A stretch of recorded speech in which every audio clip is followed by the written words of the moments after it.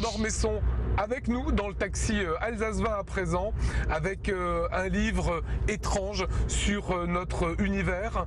En fait, Jean Dormesson, le personnage principal du livre, c'est nous, c'est la vie, c'est notre existence même, c'est ça? Je suis émerveillé par le monde, je suis un peu comme le Candide de Voltaire, ou peut-être comme le Ravi de la crèche, comme une espèce de bonnet qui trouve que tout est extraordinaire.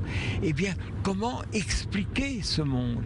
Comment expliquer que le jour se lève le matin, que la nuit tombe le soir, que les étoiles fonctionnent avec une rigueur incroyable? Vous savez que s'il y avait une toute petite modification de quelques degrés, de quelques secondes, de quelques milligrammes, tout s'écroulerait. Alors là, on retrouve le vrai Dormesson, c'est sur la place de Dieu. Et vous écrivez, on croit à des forces dont on ne connaît rien. Et Dormesson, alors, il croit en Dieu ou pas? Dieu a été très attaqué. Dieu a passé un très mauvais quart d'heure depuis 150 ou 200 ans. Pendant des siècles et des siècles, pendant même quelques millénaires, Dieu était partout, tout le monde croyait à Dieu. Tout le monde croyait à Dieu sous une forme ou sous une autre. Eh bien, depuis 150 ans ou 200 ans, en Occident, Dieu a été très attaqué. Mais vous répondez pas, Jean Dormesson, vous croyez en Dieu? J'ai été élevé dans la religion catholique. Je mourrai dans la religion catholique. Mais je suis agnostique. Beaucoup de mes amis me disent « alors tu es devenu athée ». Je ne suis pas athée, je suis agnostique.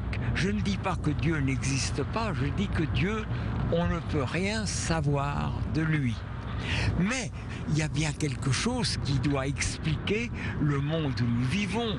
Dans cet ouvrage, vous revenez en fait de l'homme de Néandertal aux Égyptiens, aux Grecs. Vous citez Copernic, Newton, Einstein, Darwin, qui a été un vrai artisan de la compréhension de notre monde. C'était incroyant. Il voulait devenir pasteur.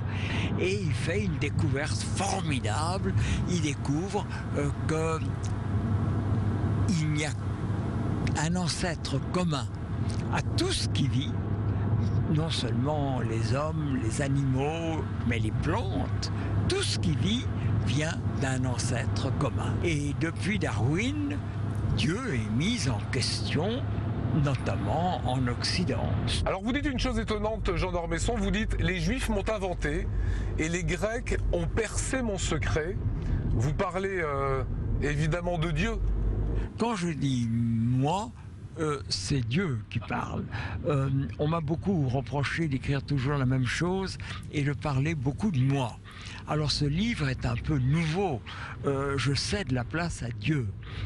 Dieu a quelques milliers d'années. La vie dure depuis des milliards d'années. C'est Abraham qui crée l'idée du Dieu unique.